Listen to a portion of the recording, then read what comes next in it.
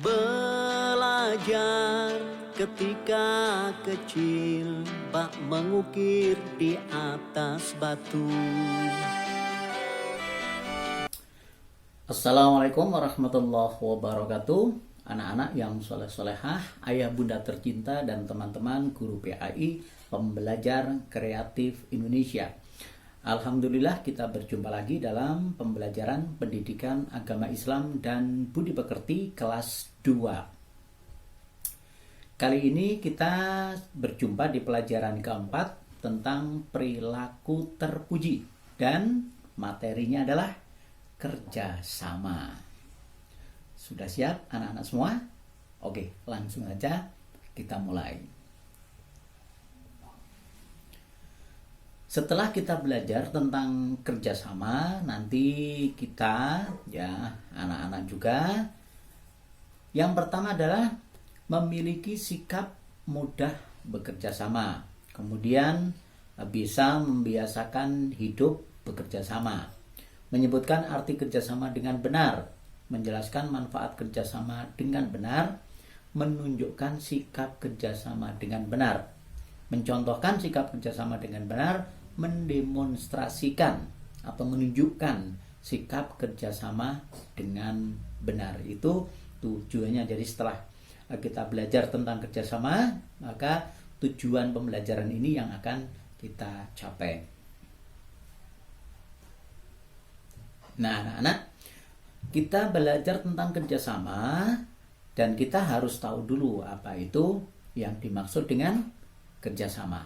Kerjasama adalah aktivitas dua orang atau lebih melakukan suatu aktivitas bersama, ya, melakukan aktivitas bersama untuk mencapai tujuan tertentu. Ini yang dimaksud dengan kerjasama.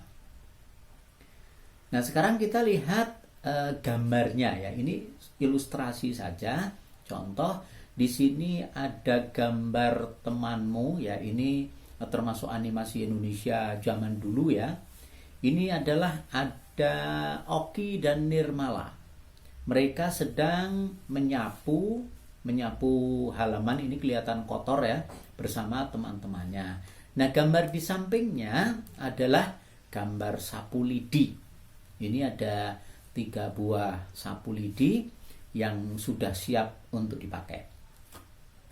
Nah, pertanyaannya, bagaimana kalau kita menyapu hanya dengan sebuah sapu lidi? Nah, kalau ini gambarnya kan sapu lidi itu sudah diikat, ya, sudah diikat, jadi bisa untuk menyapu halaman kita jadi bersih, daun-daun juga bisa disapu, kemudian bisa dimasukkan keranjang. Berarti sapu lidinya itu diikat dan sapu lidinya itu banyak. Nah, pertanyaannya, bagaimana kalau sapu lidi itu cuma satu, sebuah lidi? Kira-kira menurut anak-anak gimana? Kita nyapu cuma dengan sebuah lidi. Nah, pekerjaan yang dilakukan bersama-sama itu indah. Kerjasama dengan anggota keluarga membantu pekerjaan orang tua di rumah.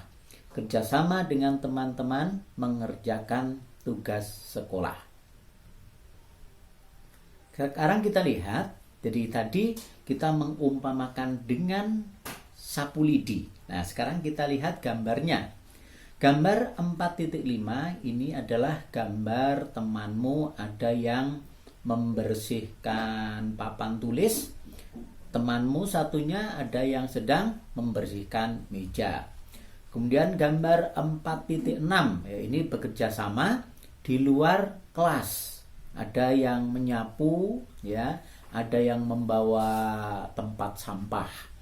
Kemudian di gambar 4.8 ini temanmu membersihkan rak buku. Sedangkan di gambar 4.7 ini temanmu membersihkan kaca. Nah, perumpamaan tadi yang dilakukan oleh temanmu menyapu dengan sapu, dan pertanyaannya tadi memang belum terjawab, kan? Nah, kalau kita nyapu dengan sebatang lidi, jelas tidak mungkin. Nah, disinilah keuntungan kerjasama. Jadi dengan bekerja sama, maka diibaratkan dengan sapu lidi, kita bisa menyapu halaman. Nah, insya Allah aku bisa.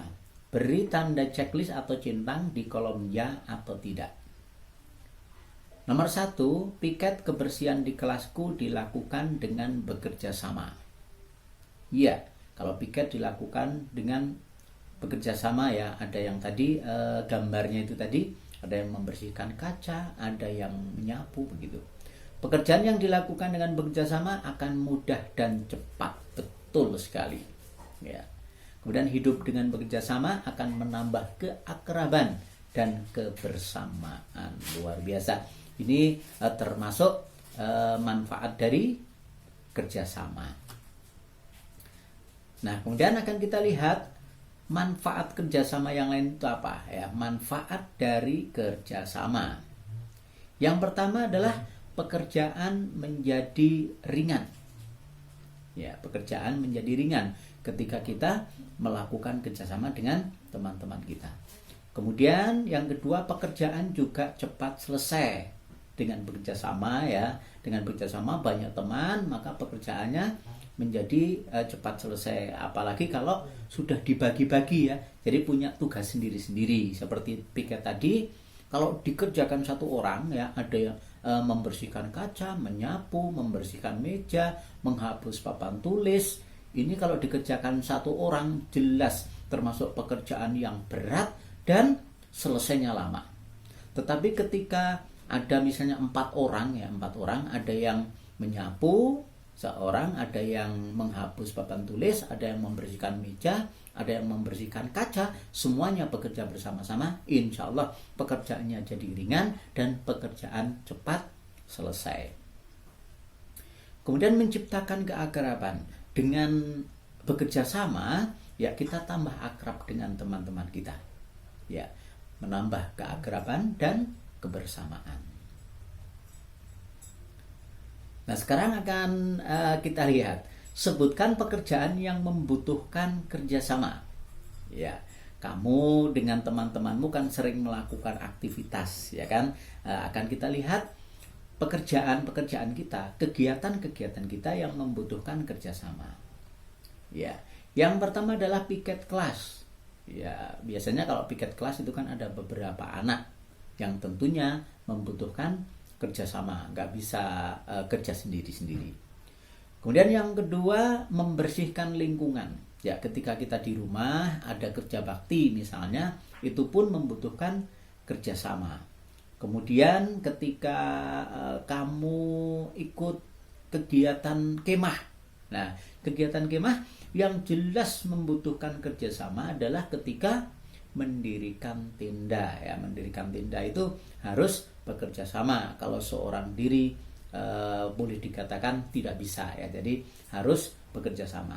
Kemudian juga banyak permainan yang memang harus bekerja sama. Seperti ini contohnya adalah bermain sepak bola. Bahkan orangnya satu tim ada 11 dan semuanya harus bekerja sama, membutuhkan kerjasama.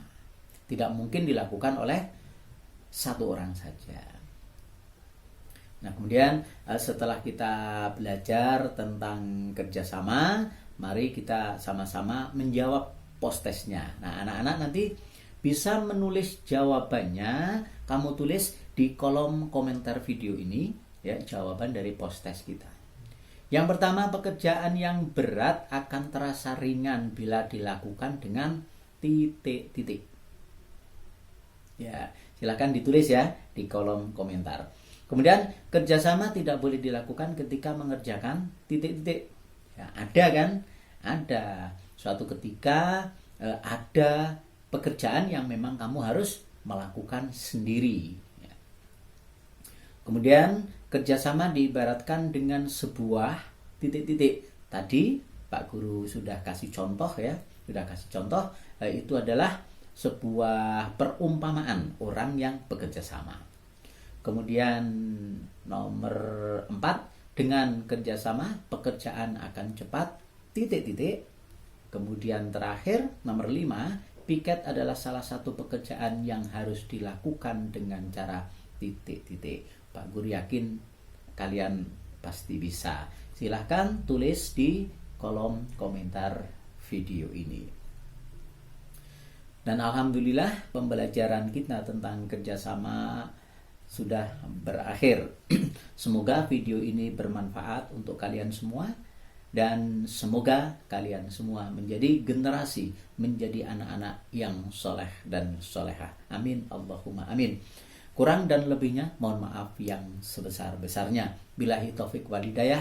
Assalamualaikum warahmatullahi wabarakatuh.